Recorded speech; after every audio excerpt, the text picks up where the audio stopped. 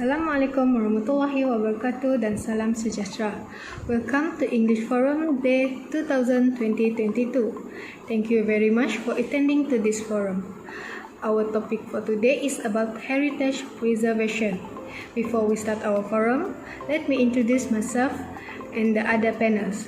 My name is Miss ATIKAH Binti Adi and I am the moderator for this forum. Our first panel is Mr. Muhammad Adi SYAKIRIN bin Muhammad RASHID. Second panel is Miss FARISHA LIYANA binti FAUZI. Next panel is Miss HAIDA binti Abdul RAHIM. And our last panel is Miss NURUL IZZAH bin Muhammad NAZRI.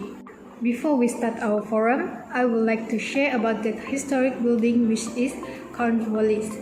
The town of Cornwallis is an old town in the shape of a 4-point star located in the north of Penang. It was built in 1786 and was named after the Governor-General of India, Charles L. Cornwallis.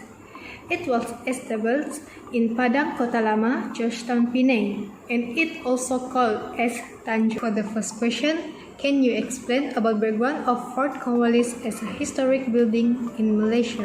Yes, sure, Miss ATIKAH. Firstly, let me introduce myself. My name is Muhammad Adi SYAKIRIN bin Muhammad RASHID. For answering that question, Fort Cornwallis is built in year 1786. Fort Cornwallis was intended as a defensive structure against pirates, Kedah forces, and even the French during the Napoleonic Wars. However, although it was initially built for the Royal Artillery troops and the military, it served an administrative function rather than an actively defensive one.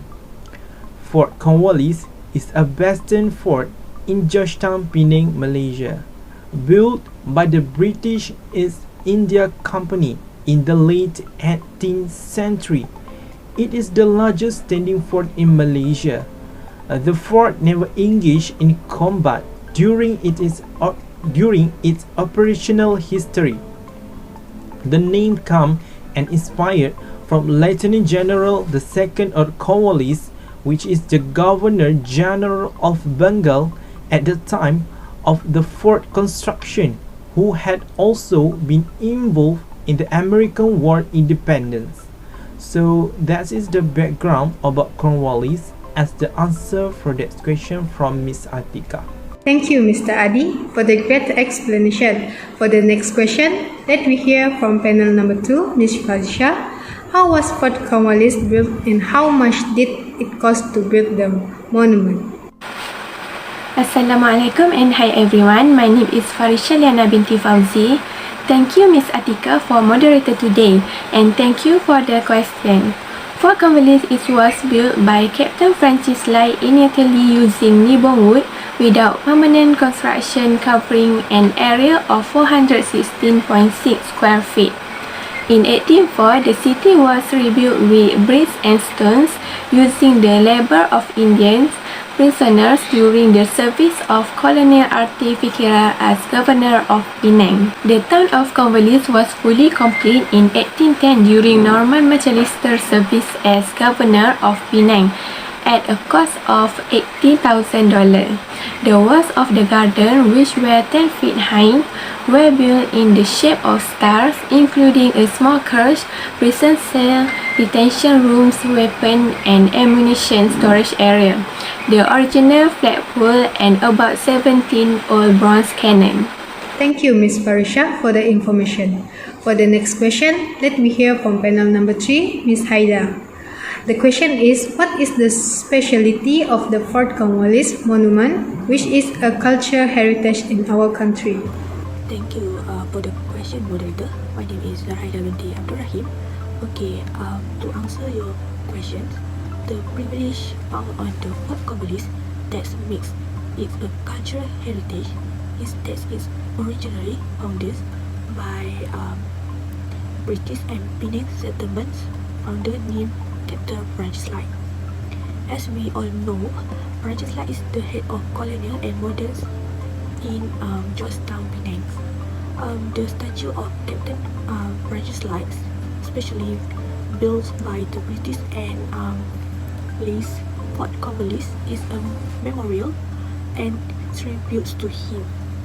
Aside from that, the old cannon has a unique adventure is the Sri cannon. Tourists visiting Fort Cornwallis can see the various cannons left behind by previous cannons colonial. The design of the Fort Cornwallis also attracts tourists because it has some old monuments inside the Fort Cornwallis, such as a prison cells, lighthouse, small churches, and stories of bombs and weapons. The revelries found in the Fort Cornwallis can bring back all memory of ancient war. That's all from me. Thank you, Miss Haida. It was a great specialty. Now we will ask the question to the last panel. As we know, Cornwallis is a very important monument to the country and we want to know why. So the question is, what is the importance of the Fort Cornwallis monument to the country? Thank you, moderator. Hi, I am NURUL IZZAH binti Muhammad NAZRI, C19B083. As we know, Cornwallis Fort, which is often placed to visit in Penang, is believed to be over 200 years old. It's the landing place of Captain Francis Light and his entourage when he captured Penang. Although it is over 230 years old, this city is still intact and is the only old city in Malaysia that is still well preserved. The purpose of the fort was to defend British interests from French attack, besides protecting Penang from pirates and Kedah. In 1804, after the outbreak of Napoleonic War, Indian prisoner laborers rebuilt the fort using bricks and stones.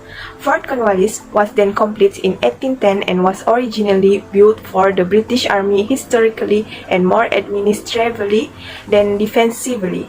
Although the city was never involved in any fighting, today the historic place in Penang is very famous and located in Padang, Kota Lama, Georgetown. Cornwallis Fort is the historic old fort built in 1876 by the British East India Company and is the largest historical fort that still exists in Malaysia. There are still some historical relics here, such as military vans, gunpowder, storage room, prisons, and even lighthouse. Today, it has become one of the main tourist attractions of Penang. Thank you, Miss Izzah, for the great answer. So, we have finished the first part of the forum, which is about the monument. So now we are going to the next round, which we will ask the panel about the importance to preserve the monument. For the first question, we're going to ask Mr. Adi, why should we preserve the monument? Alright, thank you, Miss Atikah, for this question. The reason why we should preserve the historical places or monuments is because to ensure a society and the next generation could have opportunity to reflect upon the value of historical design that reached past its one had long before we born. Not only this, we also can get to learn so much things and have a knowledge about our local history just by beholding a single monument. The style represents the era of construction and designing. The beautiful motif represents the quality of craftsmanship as well as the hard work they put through to cut each and every stone and carve them to some beautiful pieces of art, long before technology comes to make it easier. Thank you, Mr. Adi. Okay, for the next question, Ms. Farisha, how do we preserve cultural heritage in our country? Thank you, moderator. To preserve the cultural heritage in the country is that the people must be exposed to various knowledge related to cultural heritage. We can participate in various campaigns, interviews, as well as exhibition to preserve the cultural heritage of our country. Furthermore, historic places and buildings need to be preserved and restored so that future generations can recognize their own origins. With the presence of the historic building can provide an example and lesson to the community, especially the teenagers who have a weak spirit of patriotism. Thank you, Ms. Farisha. For the third question, how are historical tourist attractions promoted in Malaysia? Thank you, Ms. Atikah, for the next questions. Okay, tourists promoted in a variety of ways, including mass media, website, pamphlets, and so on. The main focus for promoting the monument historical is to promote or review what is available in this historic place area through social media such as Facebook, YouTube, and Instagram. This also help the user, domestic and foreign tourists, to know more detail and can also understand about the historic sites. Furthermore, a low ticket price can entice tourists to visit the destination. As in Fort Cornwallis, the ticket price for adult is RM10 ringgit and for the children only RM5 ringgit. Thank you, Ms. Haida. As we know, there are so many monuments in the country. For the next question, may Ms. IZZAH share to all of us what will happen if there were no monument in this country? Thanks to the moderator for the question. One reason is if these historic buildings or monuments are not preserved, our country will not have solid evidence of an era or event that has taken place. Thus, the example and lesson to the community on the spirit of patriotism will be thinner from time to time, and historic buildings cannot be the gaze and appreciation of the younger generation, because each of those buildings can take lessons from the events that took place. Indirectly, if this matter is not taken seriously, the enemies of the country will always look for the opportunities to colonize our country and at the same time be invaded by foreign countries. In addition, all buildings and monuments, if not create then education in terms of research to students will also not exist. Finally, without this monument, the pleasure and comfort of the previous citizens hardworking in building this fort could not be felt. So a civilization will not exist without evidence of this construction. Thank you for your answer. We still have another question to ask, but for the second last question, I would like to hear opinion from the panel. The question is, what is your opinion on how do we educate our children on heritage preservation? Thank you for the question. How we educate our children about heritage preservation? In my opinion, parents have an essential role in guiding the children in a variety of ways, including exposing them to the country's historical monuments. For example, parents can take their children on trips to historical places in the country, especially during the school holiday season. Children are able to view historic sites or buildings and comprehend historical events. Parents can also take their children to the museum, which houses a variety of historical artifacts. Visit to historical sites can instill a sense of patriotism and foster a passion for the nation in children. Farisha, for the interrupt, I would like to give my opinion. In my opinion, the way to educate our children about the heritage conservation is by making history subject compulsory in school, starting from primary school and primary school to the university level. This way will better expose our children to know about the origins of historical place. The school should also conduct visits to museum or historical place, so these children or our children are interested in learning and enjoyable history. Thank you. Thank you for the answer. For the last question, we agree that the monument is very important and we have to protect it. So, the question is, What are the steps taken to protect the monument? Alright, thank you, Miss Atikah, and I'm glad to answer this question.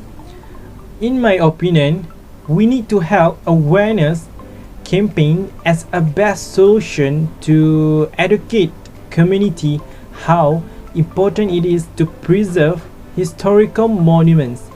At the same time, local stakeholder institutions such as government should take strict action and should have a properly plan to save historical monuments or places. As a suggestion, setting up the archaeological departments as a role to protect our local history. So we as a local also we should take action and be responsible to our history. Who else will preserve our history otherwise us to keep our history? That's all. Thanks for the question given. In my opinion, despite the progress, we are proud of historic buildings also need to be preserved and cared for so as not to be swallowed up by time. For example, the Ministry of Tourism should make historical places one of the locations that tourists should go to. Travel agents need to include historic places as one of the travel package. Indirectly can attract foreign tourists about the history of our country and add more sources of national income. In addition, the mass media is able to exert great influence on the outside world. The media can also make a massive promotion to invite people to come to the location. Production companies are also encouraged to make special documentaries revolving around historic buildings that exist in Malaysia. Indirectly, introduce the culture and tradition that exists in Malaysia. In the meantime, the production company can broadcast the beauty of historic places and histories that exist behind this building. The more people know about the existence of this place, the more lively the location is. Thank you to all the panel for the great opinion. For conclusion, monument was a historic building and it can symbolic the country. It is very important to us to protect and preserve it so we can share the story with our young generation.